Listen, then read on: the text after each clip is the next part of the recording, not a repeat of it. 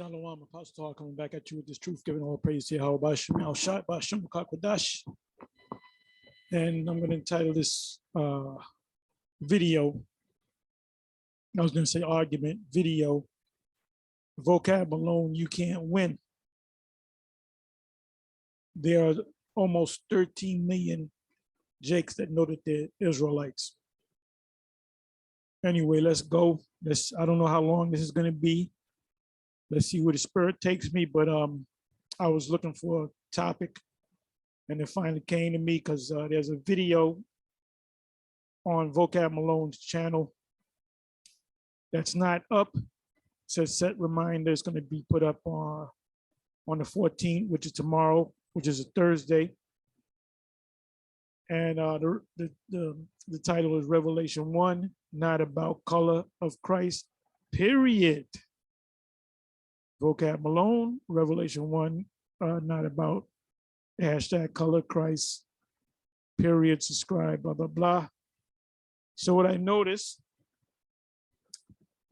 he's doing a lecture in front of an audience, and he has, these posted scriptures up. So I was kind of going through these scriptures. I couldn't really see this one, but you can clearly see Deuteronomy 28:68, which we'll go into, because what their take on Deuteronomy 28:68 is talking about, well, some of them say, a lot of them say, and I may go to the Bible Hub to see what they say about that. They're saying those are the Israelites that were enslaved during the time of 70 AD. And when they went over to Egypt, they were trying to sell themselves. They were out there with signs saying, we're for sale, and nobody wanted to buy them. And then I believe Vocab comes back and says that they kill them, which doesn't make no sense at all. That's why you have to know the Hebrew and the Greek. See, if the IUIC applied the Hebrew and the Greek and went deeper into the scriptures and went in the root words, the etymology of words, they would get a better understanding. So I want to start with, and these are some good scriptures. Genesis 12, verse 3, Genesis 22, verse 18, Genesis 26, verse 4, Genesis 28, verse 14, Galatians 3, verse 7 to 15, then jump down from 23 to 29, and you know he's going to cover verse 28. So let's start with Revelation 1:14, verses 14 and 18.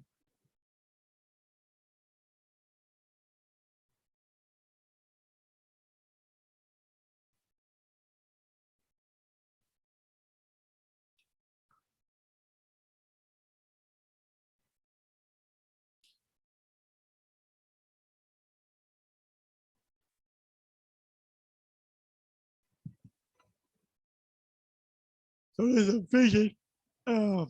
vision in that John the Apostle saw on the Isle of Patmos.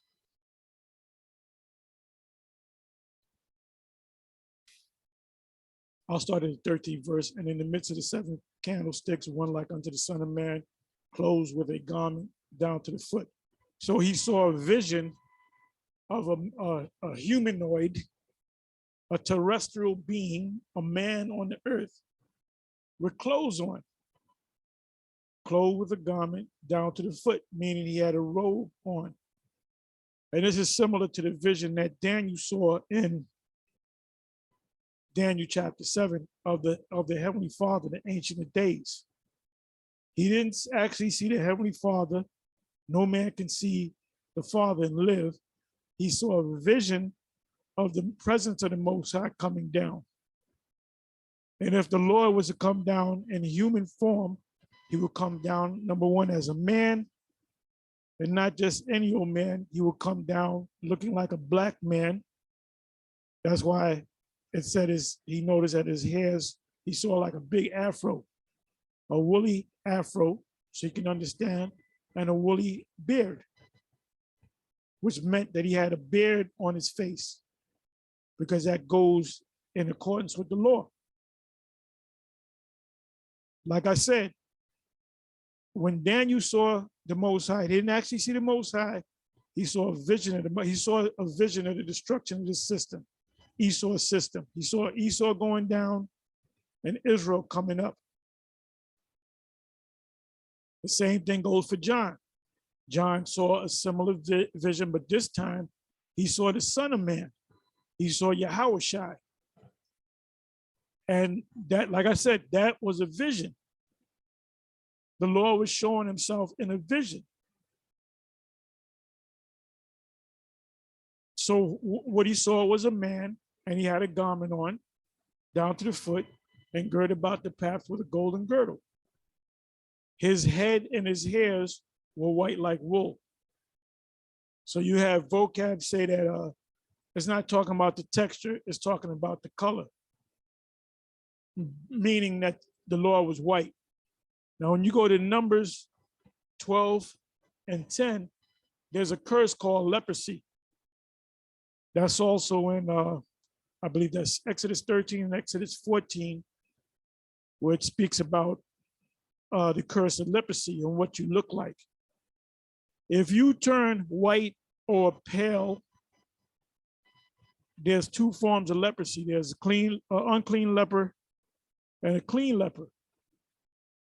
Esau is a clean leper. And that's something that you don't want to be. You don't want to be a clean leper, and you don't want to be a dirty leper. Esau came out as a clean leper, meaning his mother was able to rear him up, wean him. He was able to be around them. He wasn't an unclean leper. He was a clean leper. That's why the Most High broke it down to the priest.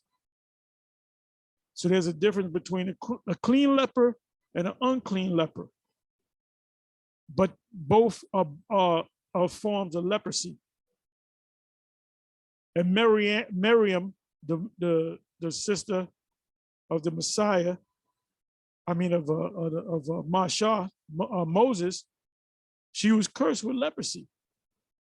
But she went out to camp for 7 days, and she came back, and the Most High healed her. Most High temporarily punished her. That's the same mark that was given to Cain when you read Genesis chapter 4. The Most High set a mark upon Cain. And Cain said, if they see me in my state, they're going to look to kill me. And that mark was in the X on his forehead. It was the Most High made him a leper, a clean leper. That means he can walk around and mingle with people, just like Esau today. You can shake Esau's hand. You can be in the elevator with Esau, because these are clean lepers. I'm not going to go all into the precepts, but that's a whole subject right there, just on the subject of leprosy, two forms of leprosy. So why would the Most High and his glorious, the Son of the Most High and his glorious and his glory come down with a case of clean leprosy? So he wasn't a so-called white man. What John saw was the same thing that Daniel saw in Daniel 7 and 9. He saw a big, as we call it, an afro, if you will, and a big bushy beard. And he saw the texture.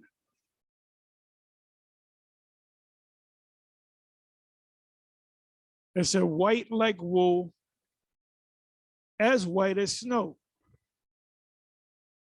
So he saw a white woolly hair on the man's head, which is our Lord, and he saw it on his beard. As white as snow. What was white as snow? The hair on his head. Because Esau read this and say that proves that the Messiah is a white man. And his voice as the sound of many waters. That's all we need to read. That's all we want out of this. 14 verse again, his head and his hairs were white like wool, meaning he had woolly hair as white. Now it's talking about the color as snow. Oh, and by the way, what Esau used to call Jake back during the Jim Crow era, they used to call them snowballs. If you was a so-called black man, let me see if I can pick it up. This is a term that you may not be familiar with. Let me put in the words. Snowballs. Snowball.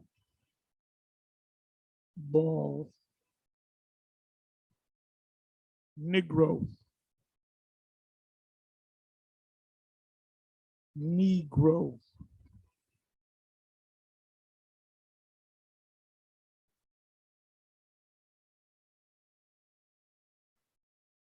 I don't know if they're going to show anything.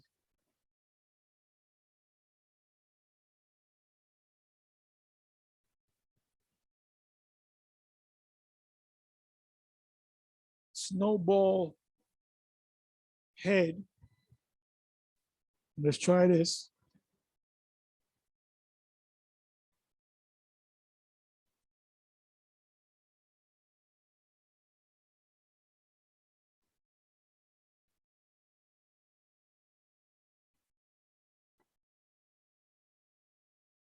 Okay, this is pretty much the only image that they give you.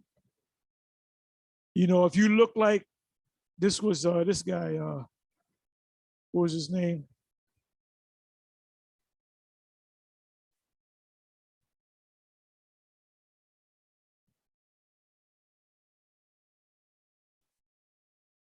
Damn, I can't think of his name. Somebody put it in the comment section. But anyway, he would be considered a snowball, especially if you had a full head of gray or white hair. That was a derogatory term that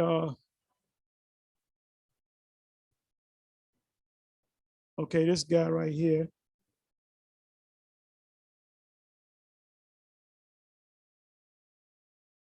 Justice Thomas. The hair, woolly hair, would be in the derogatory way, would be a snowball. Let me bring up some more pictures. And I just heard this term recently, and I didn't know what it meant.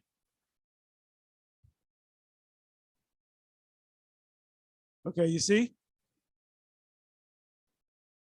So when you had a Jake during the time of slavery and during the time of Jim Crow, you know, post-slavery,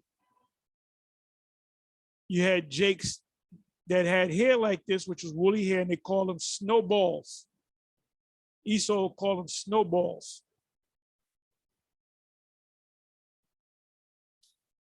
So now let's come back.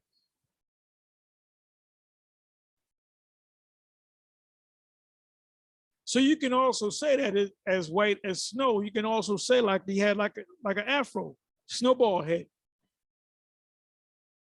It says in his feet, like unto fine brass, as if they burned in the furnace. And we did this many times. We went to Google and put in a brass or bronze, and it's brown. And if you burn it, if you heat it up, it turns almost black.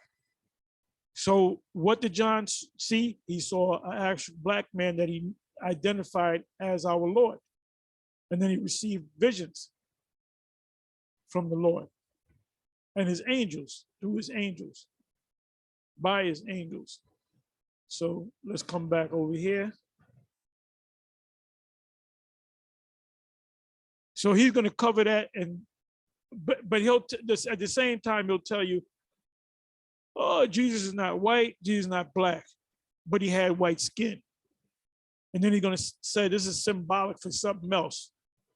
No, it's so symbolic for what he saw was a man.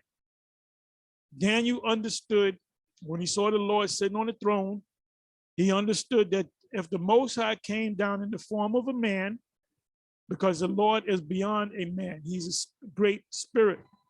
he will come down looking like a black Israelite, a Judite.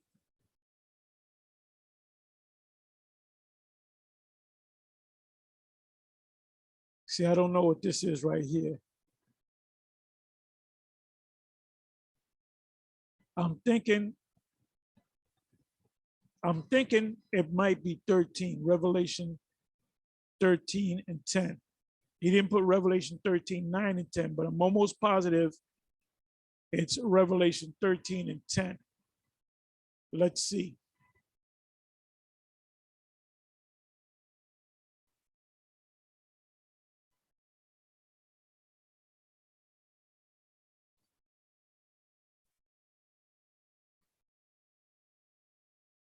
Yep, it's Revelation 13 and 10, because we normally start off at the 9th verse. The key verse, the subject matter is in the 10th verse. So that's what's behind him. Revelation 13. Let me come back over here. It says Revelation 1, not about color of Christ. He's going through all the scriptures that we normally go through to prove certain points. And I heard him say this more than once, that Revelation chapter 13, verse 10 has nothing to do with slavery. Well, if it has nothing to do with slavery or captivity or payback, what else could it mean? It said, he that leads into captivity. Let's look up the word captivity in the Greek.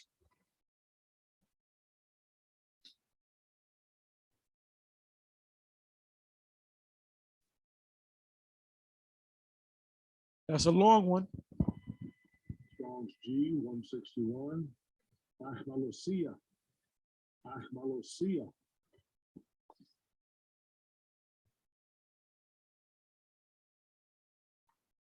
It simply means captivity.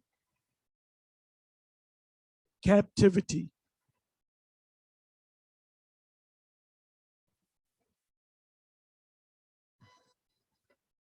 Let me go to the root.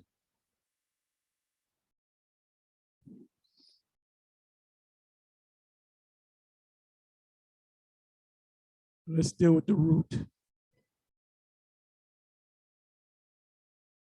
A captive.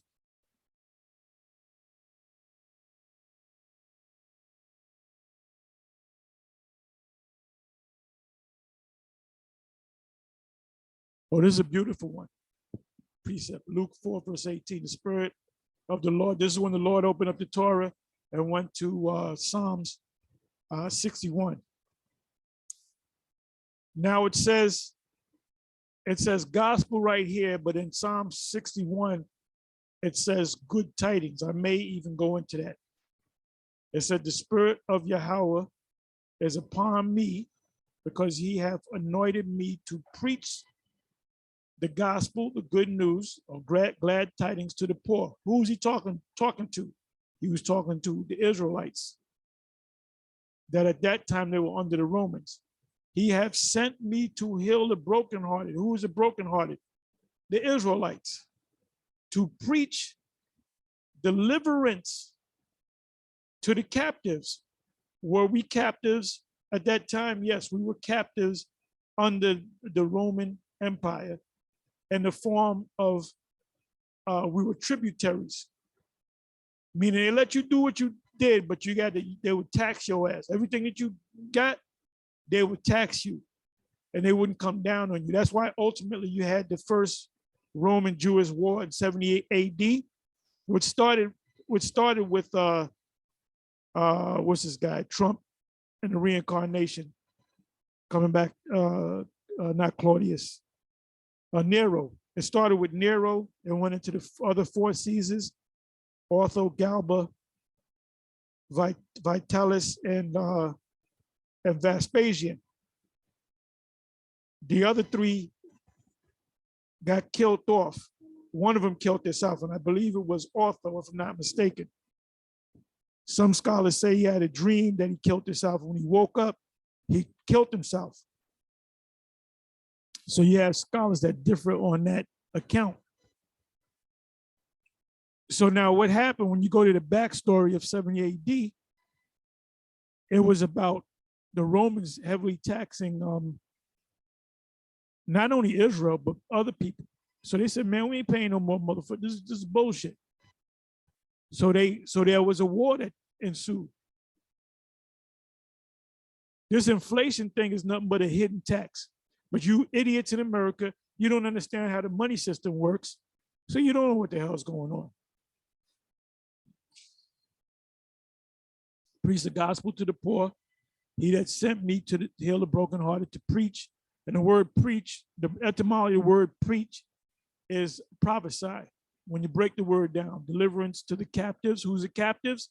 We are the captives. We're captives under the Romans in the form of tributaries. And recovering of sight to the blind. And ultimately, all Jake became blind. So now their eyes must be opened through the prophets. To set at liberty them that are bruised. So why did we go up under the Romans? Because the Romans will kill us. So you can understand, you got the Russians fighting against the Ukrainians, right? What they're doing is they're going to keep bombarding their cities and killing people until they say, we have half of the population, we give up. Then they'll give them, how do you call it? Instructions on how to surrender. And then what they would do is they would replace mayors, governors, and the president, the prime minister. They would replace them with their people. And they can even change the name. So let's come back to, so when you look at that, the etymology for the word captive, so it says, he that leadeth into captivity, that's slavery, we proved it. Let me go to the Common Dictionary. Let me go to Google.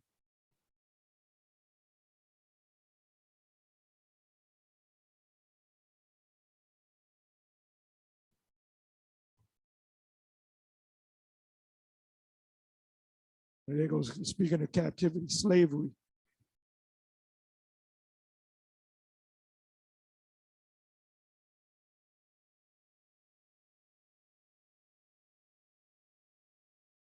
Definition of captivity.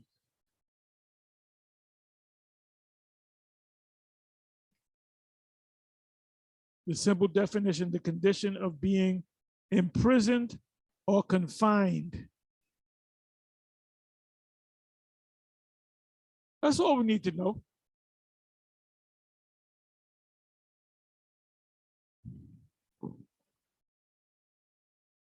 He that leadeth into captivity, he, one person put another person in captivity, that's captivity.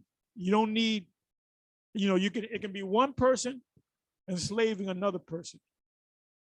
It could be one person enslaving 3 people.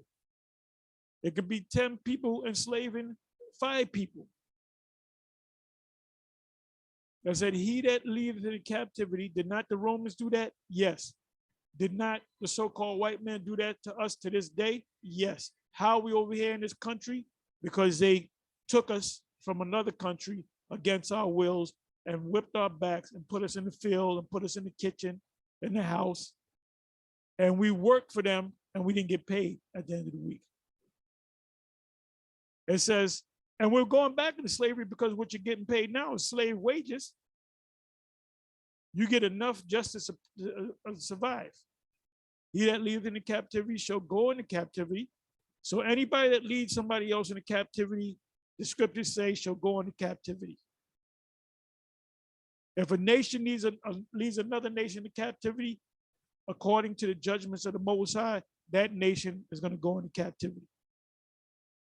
He that leads into captivity shall go into captivity. He that killeth with the sword. And how do you enslave somebody? You got to kill enough of them until they surrender. Must be killed with the sword. Here is the patience and the faith of the saints. So the saints have to have patience and have faith in order to see this how can I call it, a turnaround, flip flop, trading places take place. The saints are Israelites. Let's look up that word saints in the Greek.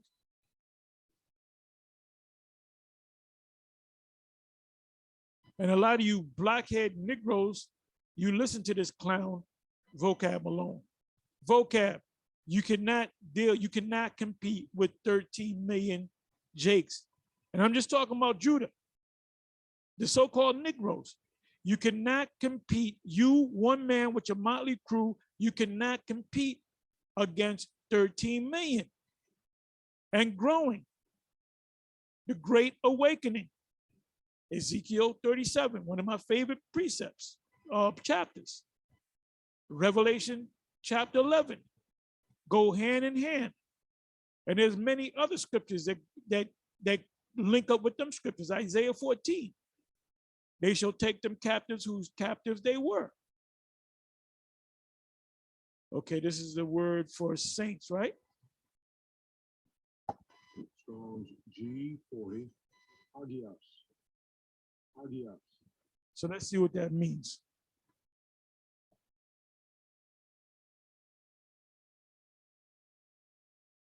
Okay, it says most holy thing, a saint. Okay, now I'll give you the etymology. Okay, it says,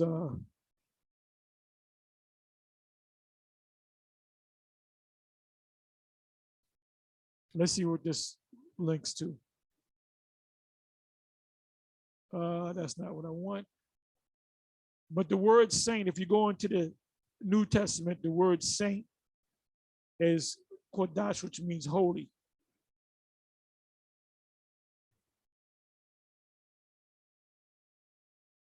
Most holy thing. Who's the most holy thing to the Most High on this earth? The Israelites.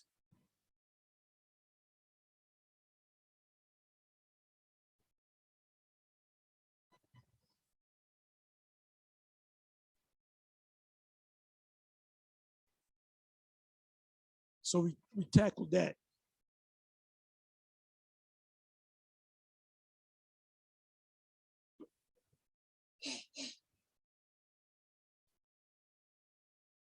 So let's deal with Deuteronomy 28 and 68. And I went through this, but I'm going to pull out some words and I'm going to go into the etymon of that word, of those two words, would buy and sell.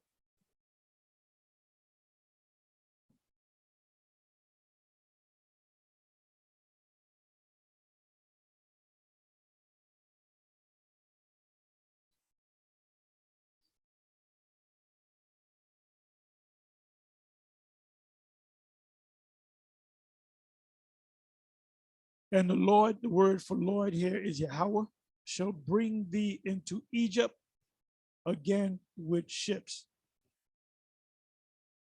Now, we went into Egypt, back and forth into Egypt during the time of the Maccabees, during the time of Antiochus Epiphanes. You know what I'm gonna do? Let me do this. Let me try this. I want to go to the Bible Hub.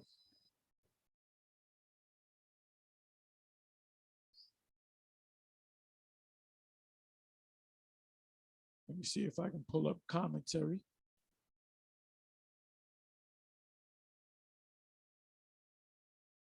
Okay, let me do this here.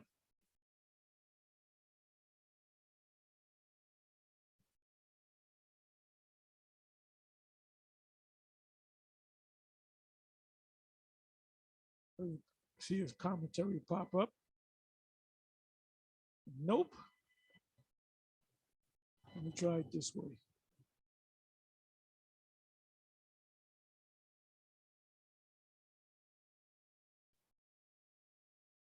It's not coming up. Let me do it this way.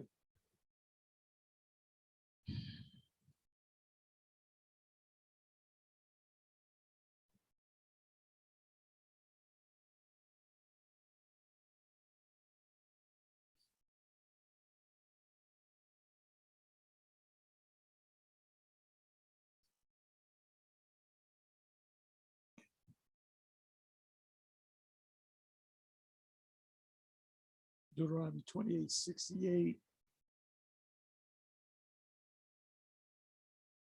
All right, here we go. Bible Hub. I always go to Bible Hub. Deuteronomy 28:68.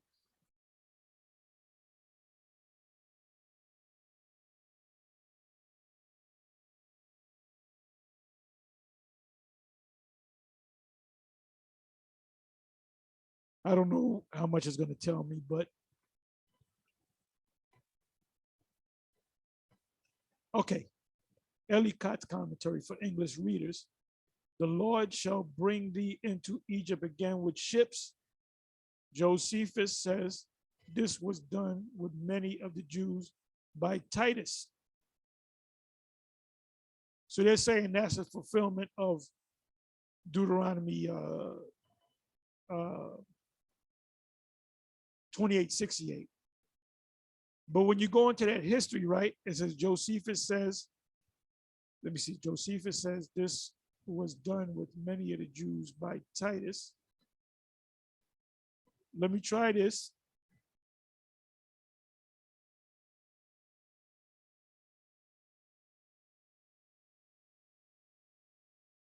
Let's see what happens.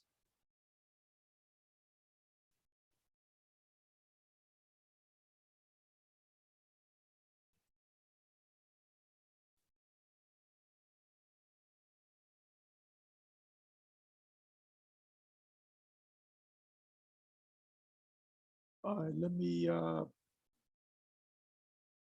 let's see what happens here.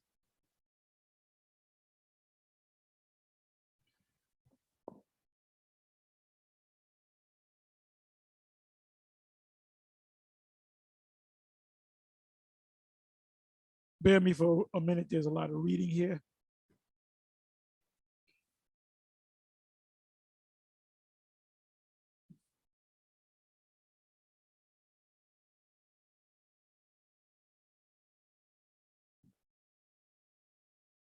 Okay, let's see what this says.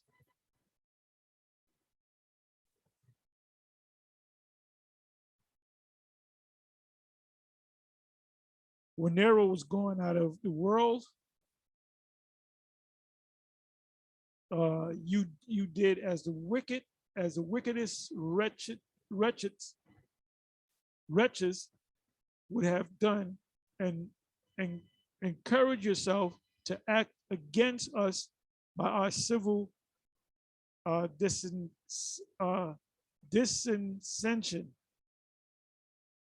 and abuse that time when both I and my father were gone away for Egypt to make preparations for the war. That's not what I want.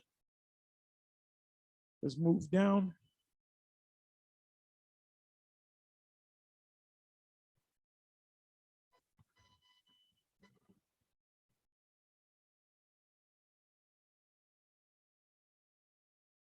Okay, let's see what this says. And thus was Jerusalem taken in the second year of the reign of Vespasian, on the 8th day of the month Gorpius, AD 70. It had been taken. Five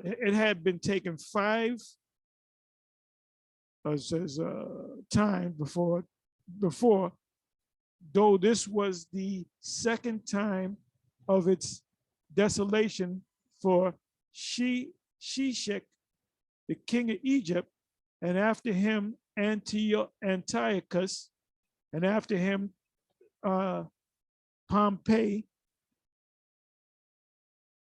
Doesn't tell me too much.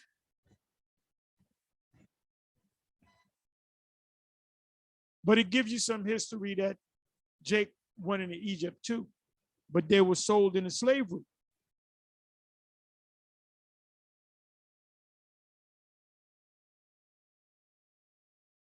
It said, the Lord shall bring me into Egypt again with ships. Now, if you take a map, ancient map, let's I don't think we need it. Bible map.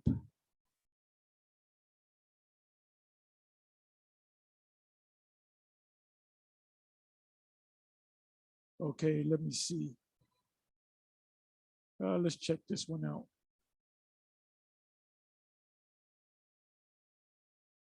Let's check this one out.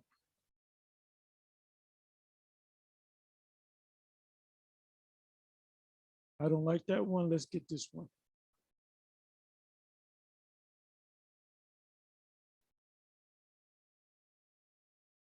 Too much writing on it. Let's try another one.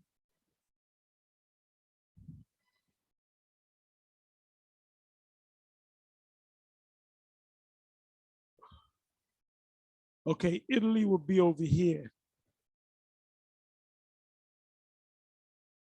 Yeah, it's possible to take them in ships because you got to go to the Mediterranean.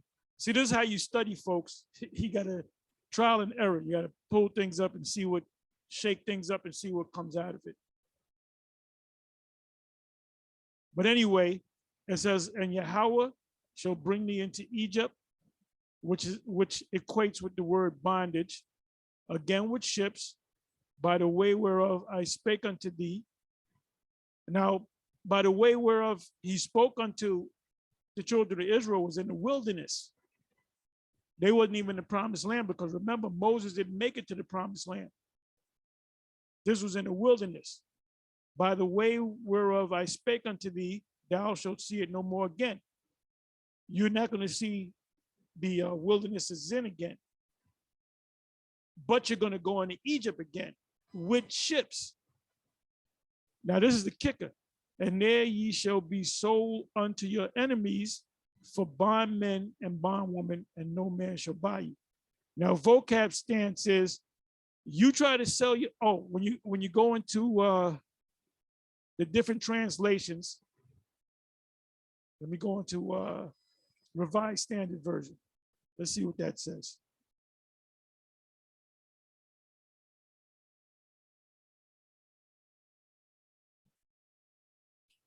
And the Lord will bring you back in ships to Egypt, a journey which I promised that you should never make again. But then that makes the Lord a liar. So this translation right here is trash. And there you shall offer yourselves for sale to your enemies as male and female slaves, but no man will buy you. Well, when they were sold into slavery, back in Egypt, they were put to slave. There was a purchase made. I'm dealing with what happened in 70 AD during the reign of Vespasian and Titus. They took a number of, the story goes, I believe it was 17 years old and above, that these Israelite slaves, 17 years and old and above, had to go into slavery. And they were mostly men. They were, for the most part, men slaves. But wait a minute, there's more. When they came over there was a purchase made. The Romans are not going to just take a bunch of slaves, potential slaves, and say, here, we're giving you slaves. And then the Egyptians are saying, no, we don't want no slaves. But according to vocab, let's just kill them. That's stupid. That doesn't make any sense. So let's read this from the RSV, the Revised Standard Version. And the Lord will bring you back in ships to Egypt, a journey for which I promised that you should never make again. And there you shall offer yourselves. So they're just going to drop us off in Egypt, and we're going to have a sign saying that we're for sale. For sale to your enemies.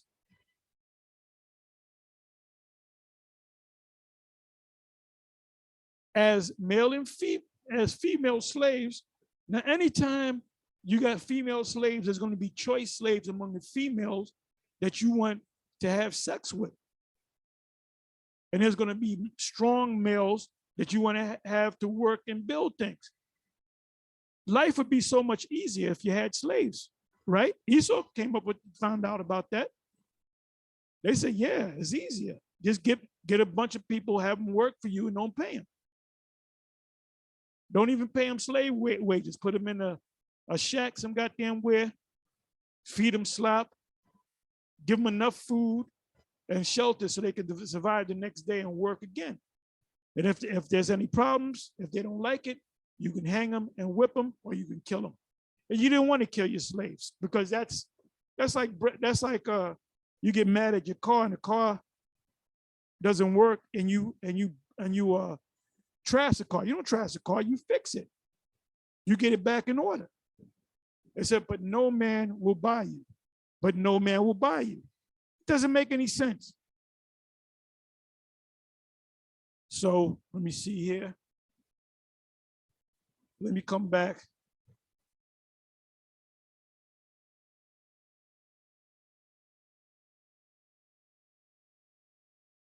Let me come back to the King James.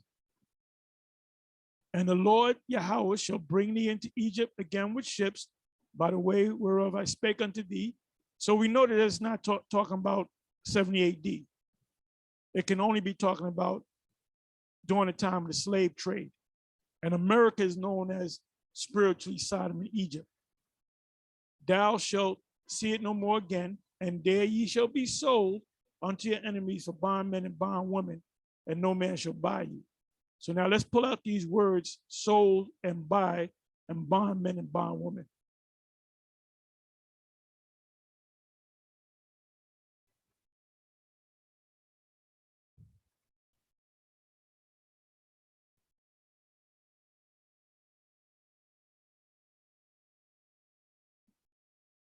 And the Lord shall bring thee into Egypt.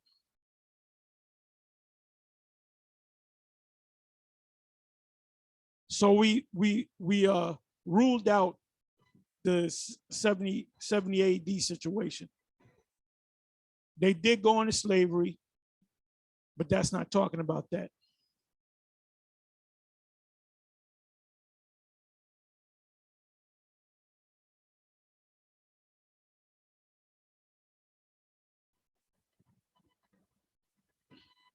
Let's look up the word sold.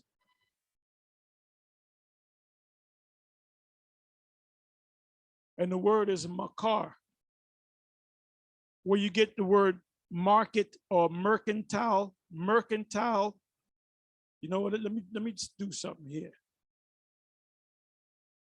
Let me take the word mercantile, if I can spell it right.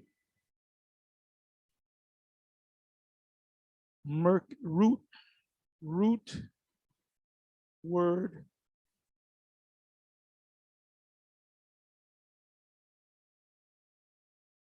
for mercantile.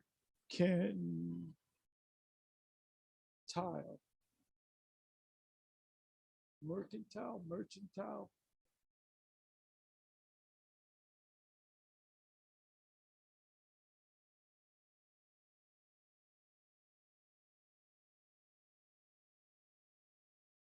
Let's see what comes up. Did you mean root word for mercantile?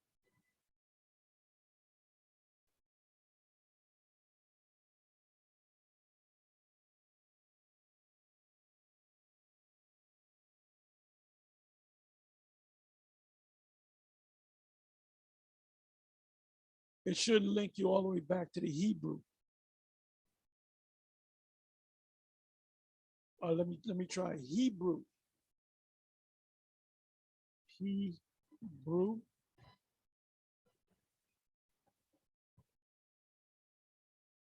Mercantile in the Hebrew translation. Hebrew meaning of mercantile. No, it ain't giving me what I want.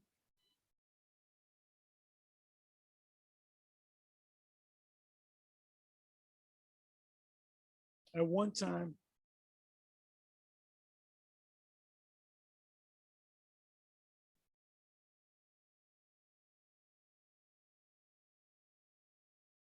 nope, doesn't help me.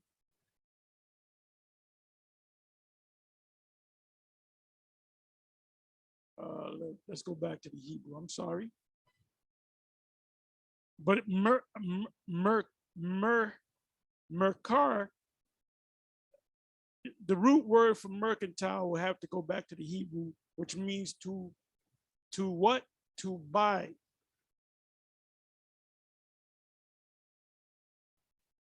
Bear with me for a minute.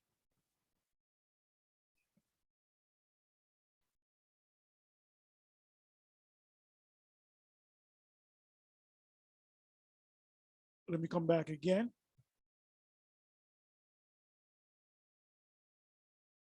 I'm sorry, sold. Sold.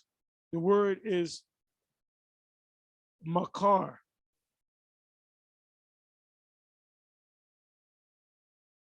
So let's see what it means. It means to sell. On Wall Street, you have a marketplace. You have a mercantile. That's a word term that they use. They said to sell, to seller, to be sold, to sell oneself, to be given over to death, to sell oneself.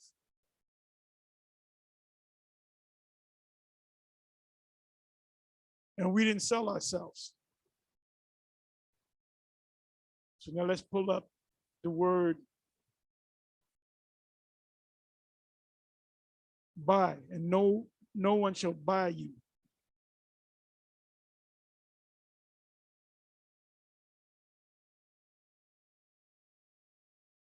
And the word is quana. Quana. To get, acquire, create, buy, possess, to get, acquire, obtain by what? By money. Of good of God originating, creating, redeeming. That's a word that we want. Redeeming. Redeeming his people, possessor of Eve, acquiring knowledge, wisdom, to buy, to be bought, to cause, to possess. The word that we want is redeem.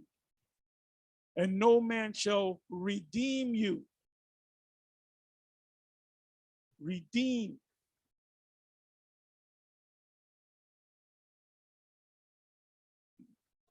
So let's look up that word in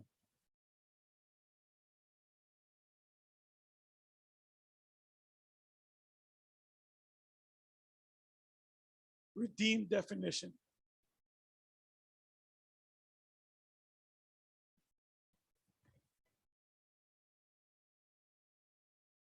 Redeem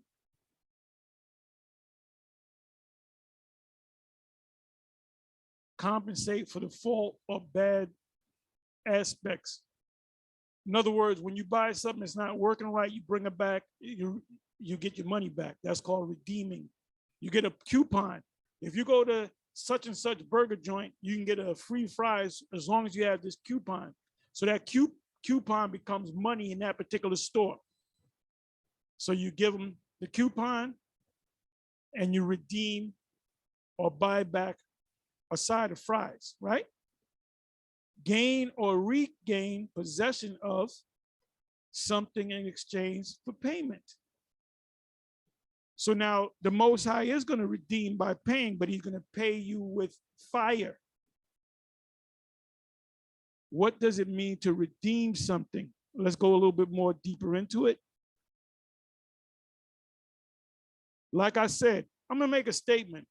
If the IUIC were to go into the root words, go into the Hebrew, go into the Greek, sometimes go into the Latin, go into historical accounts, go into the way we figured out certain prophecies. I'll give you an example. Daniel 11 is what we did. We read the prophecies and we went back to the historical account, which is the secular history, and it matches word for word. So you gotta go to the root of something. Oh, I like this. Redeem, to free from captivity by payment of ransom. Now the Lord is not going to bring no checkbook. He's going to bring missiles and lasers from his hands to extricate from or help to overcome something detrimental, to release from blame or debt. Clear. Why are we under you in the first place? Because you broke the laws of the Heavenly Father. So there was a time that sentence come to an end. And when our sentence comes to an end, your sentence begins to free from consequences of, and this is a common dictionary, to free from consequences of sin. So the Most High said, okay, I punish you enough. Now I'm going to redeem you. Now I'm going to redeem you.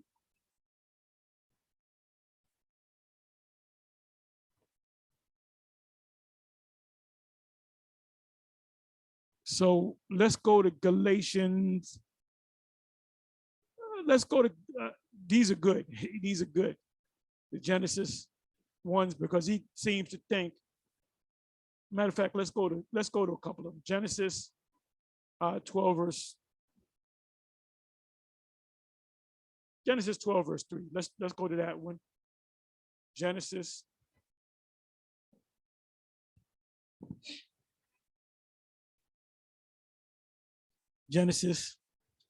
12.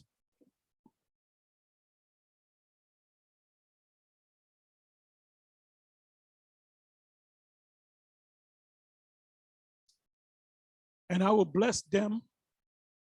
He's talking to Abraham. Abram's journey to Egypt. Start from the first verse. Now Yahweh had said unto Abram, get thee out of thy country and from thy kindred.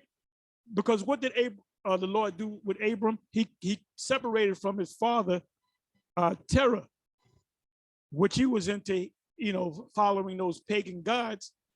And the Most High didn't want to give this not open up his father's eyes, but open up Abram's eyes. So he separated him from his father. Now Yahweh had said unto Abram, get thee out of thy country, which was Ur of the Chaldees, and from thy kindred, from thy family, and from thy father's house, unto a land that I will show thee.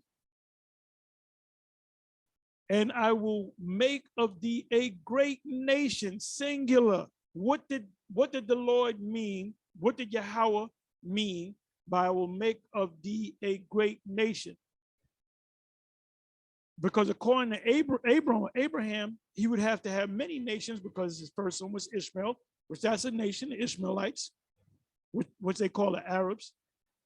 Then you got the 6 sons from Keturah. So that's 7 nations right there. And then you have Isaac. And Isaac is a separate nation in itself, because out of Isaac came Jacob, out of Jacob came the nation or the sons of Israel. So right here, the second verse, he says, and I will make of thee a great nation, singular. What's that great nation? The Israelites. How is that great nation going to come? It was not going to come solely out of the loins of Abram, but out of Abraham, Isaac, and Jacob. So if you're sons of Abraham's son, Isaac had 2 sons, Jacob and Esau. Esau is not a part of Israel. It tells you that in Romans, the 9th chapter. The Apostle Paul breaks it down to you. It says, and I will make of thee a great nation, which are the Israelites, the national Israel. And I will bless thee, meaning he's going to bless Abram and his seed, and make thy name great through what? Through Israel. And thou shalt be a blessing. And I will bless them that bless thee.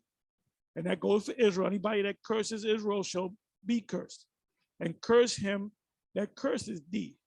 And in thee shall all families of the earth be blessed. So nations are broken up into tribes. Tribes are broken up into families. So what families is it talking about? Talking about the Israelites. Now, ultimately, are the nations going to get some form of blessing? Yeah.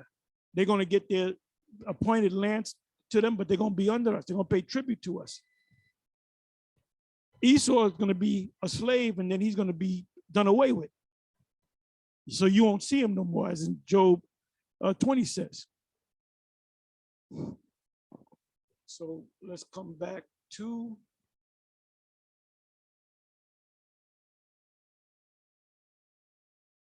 let's go to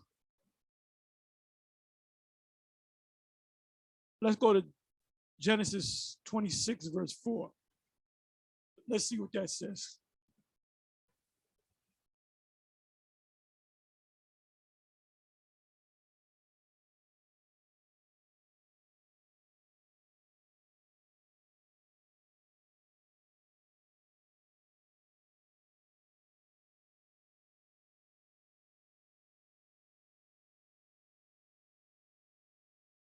Let's start at 3.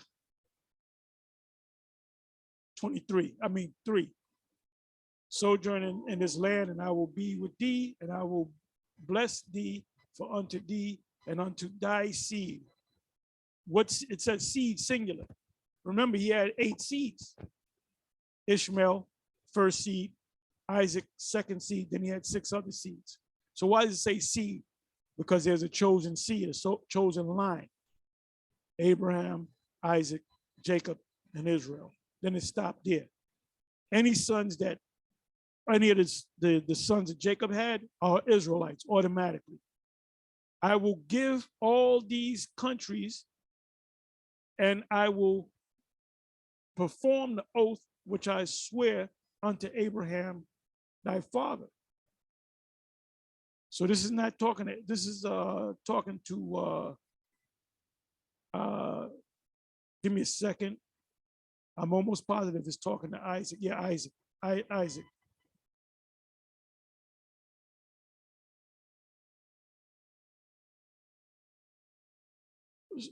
Fourth verse, and I will make thy seed to multiply as the stars of heaven, that's Israel, and will give unto thee, to thy seed, the Israelites, all these countries. We'll find out what countries that they were given.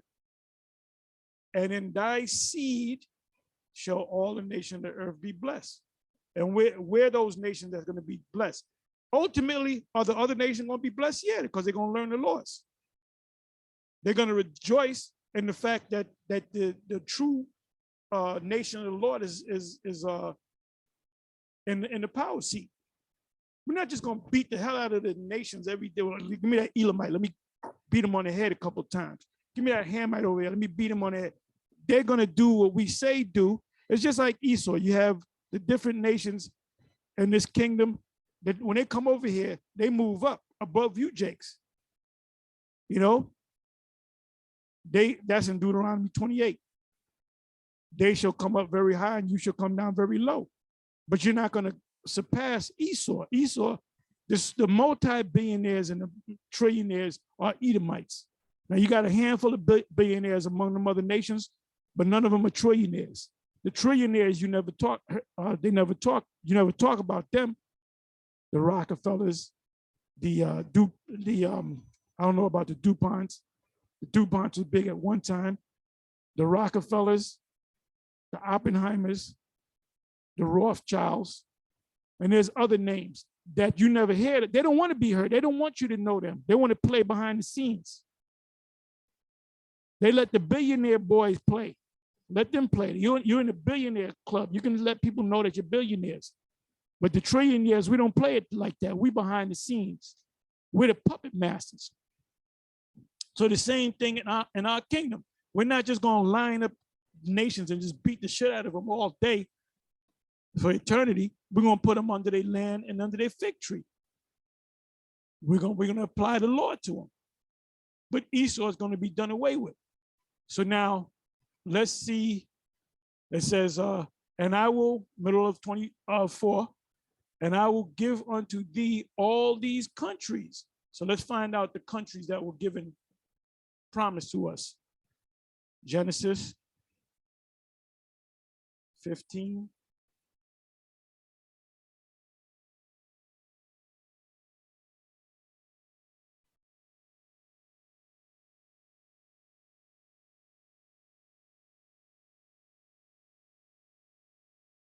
These are the countries. In the same day, the Lord made a covenant with Abram, saying, unto thy seed, which are the Israelites, have I given this land from the river of Egypt, which is the Nile, onto the great river, the river Euphrates. So now let's go back to the maps. Bible map.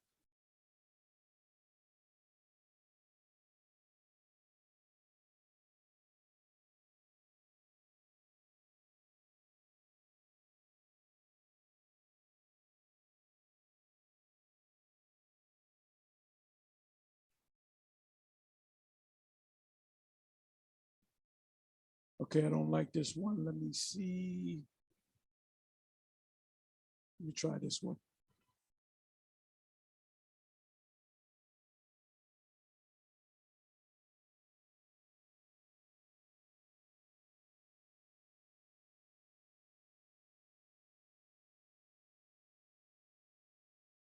Bear with me for a minute.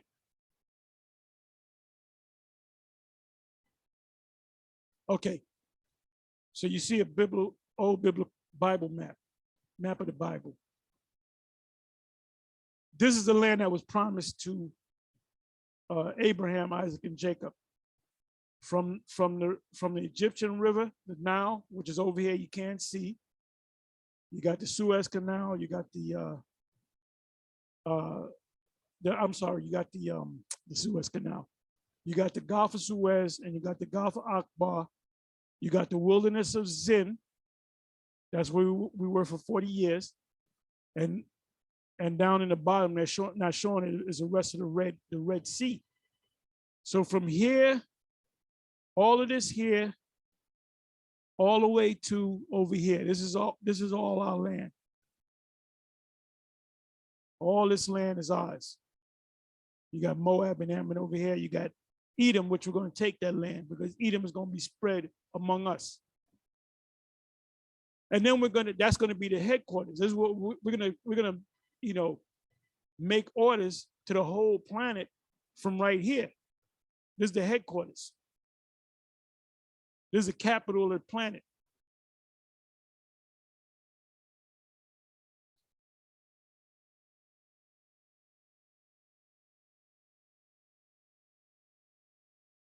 Let's try maybe one more. Genesis 22, verse 18.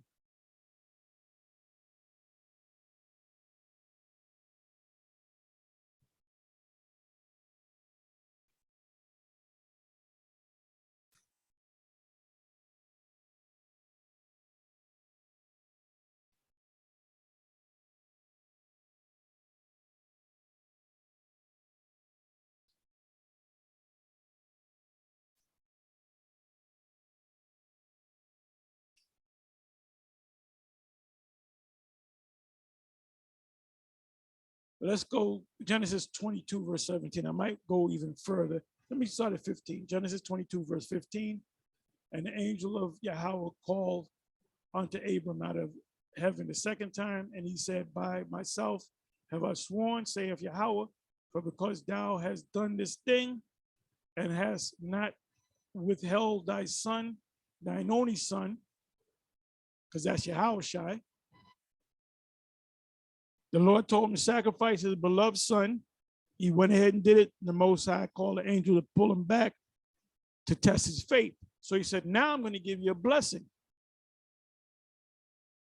17 verse, that in blessing I will bless thee, and in multiplying I will multiply thy seed, Israelites, as the stars of heaven, and as the sand which is upon the seashore. What precept should come to mind? Hosea. And thy seed, the Israelites, shall possess the gate of his enemies. Who are the enemies? Psalms 83. And in thy seed shall all the nations of the earth be blessed, because thou hast obeyed my voice. So are the nations going to get a blessing? Yeah, they're going to get a blessing. You know what blessing they're going to get? We're going to put the world in order, and they're going to know the Lord's statutes and commandments. But they're not going to be equal to us. They're not going to be nowhere equal to us. And they're going to have to pay tribute for eternity to us. We're always going to be above them. That's why it's in Daniel 7, the saints of the Most High shall take the kingdom and possess the kingdom forever, even forever and forever. It says in Daniel 2nd chapter, the kingdom shall not be left to other people. What chosen nation do you read all throughout the scriptures? From the Old Testament to the New Testament, you read about Israel. So we already know what this guy's gonna do. He gonna botch all these scriptures up. Oh, Galatians, I got to go to one more. Galatians, I'm not going to read all this. Galatians 3, I'm going to go right to, give me a second.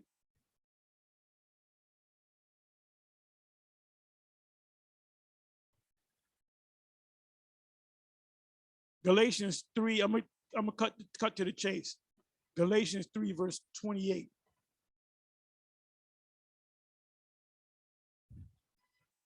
Galatians 3.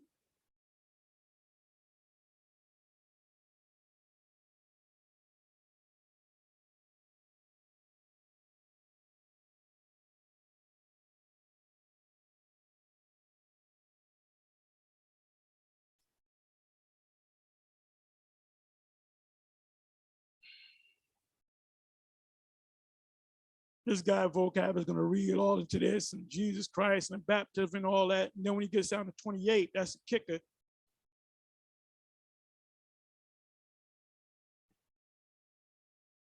It says there is neither Jew nor Greek. Now the word Jew is talking about Judah. Greek is talking about Israelites that didn't know that they were Israelites that came back into the fold. Perfect example, Cornelius. His parents raised him up as a heathen, another nation, but he realized, he came to the conclusion that he was an Israelite.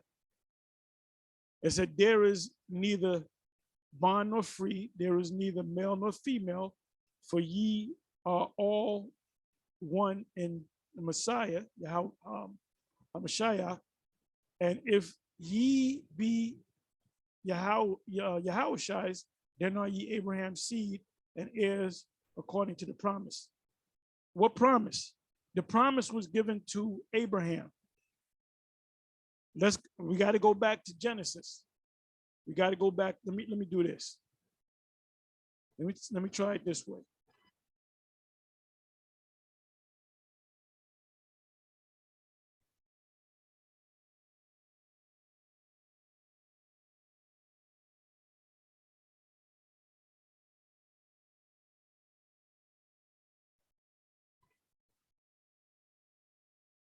I'm sorry. You know what? Let me use the word promises. Promises. Let's see what's going to happen. Promises.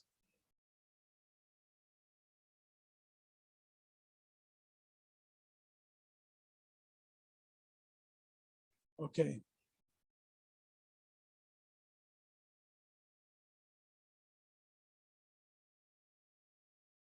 I'm not going to go all into this, but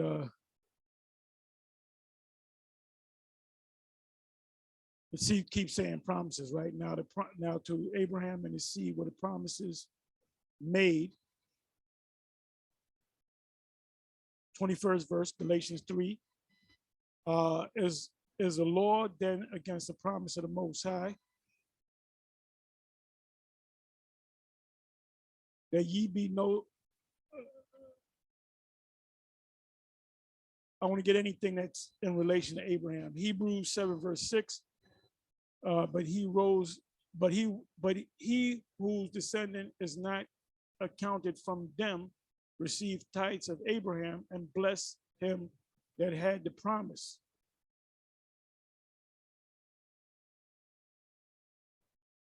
Or the promises. Hebrews 8 and 6, we're familiar with that. But now hath he obtained a more excellent ministry by how much also he is mediator of a better covenant, which was established upon better promises. So this is based upon a promise. And now as you read down, I'm not going to click on it. It tells you who the promises, who the blessings and the promises went to. It went to Israel. So you can't come back over here in Galatians and say, see, and if ye be the Messiahs, then are ye Abraham's seed and heirs according to the promise. That promise only went to Israel. That promise only went to Israel. And that goes back to Genesis 15. Your seed shall be in a nation. Matter of fact, I'm going to read that and I'm going to close. So this word right here, Greek.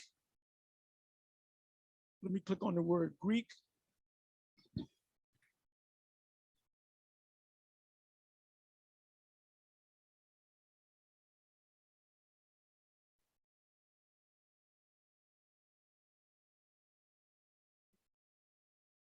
Let me click on the word Greek.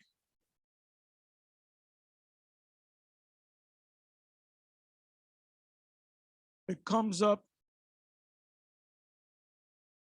27 times in the New Testament, and it's always referring to the Israelites that didn't know that they were Israelites.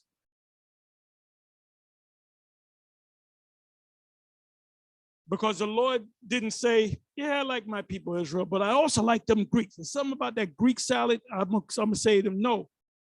Greek or Greeks is a generic term for Israelites in the Gentile state of mind, as you can see. So Galatians 3:28, the Jews and the Greeks is talking about Israelites.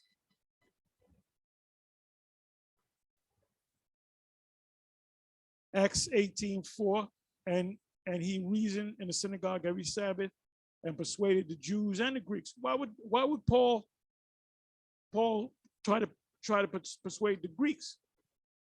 When he said, what he spoke about in Romans in 9th chapter, the Lord only came for the nation of Israel. When Paul in the book of Hebrews 8:6 on down, the new covenant went to Israel. So how did the Greeks get involved in this? Because the Greeks are the Israelites. Cornelius would be considered a Greek. Timothy's father was considered a Greek. He wasn't an Edomite. He was an Israelite that didn't accept the fact that he was an Israelite. So he had to be a dark-skinned man with woolly hair. He might have had tattoos on him or whatever the case may be. He might have not, well, he was not circumcised because his son was not circumcised. And that's a whole different subject. How Timothy got circumcised and Titus did not get circumcised at that time. Anyway, with that, I'm going to say shalom.